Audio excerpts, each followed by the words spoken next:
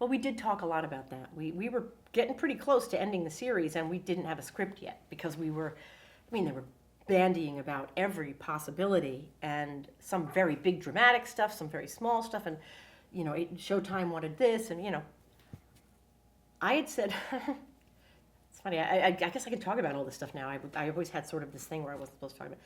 I wanted her to die. I really thought it was important that, even throughout the time of working on the show, people would say, it's so nice to see a show about addicts. My brother was an addict. He overdosed a few years ago, whatever. That's more common than like, my sister's finally clean after years. You know what I mean? So I said, I want it to be clear that this is not something that goes away, that all of a sudden she doesn't have to deal with this anymore. She's not going to meetings.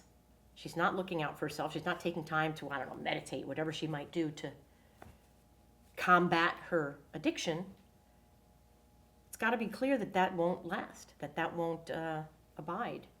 So I kept saying, it's important to me that if that's the way we're going to go, that unless she's going to meetings all the time or working hard, I think she should die. And we don't do that on television shows a lot. So that became the battle at the end a little bit. Like I kept saying, like even, you know, as written, I thought, oh, good, very good, we'll get to do this. And I think the network pushed back a little bit, like, I don't think you can kill her.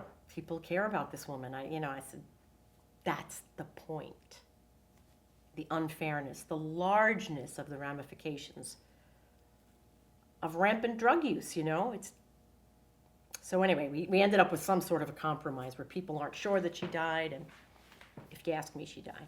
But, you know, people are certainly free to think whatever they want because it was not clear.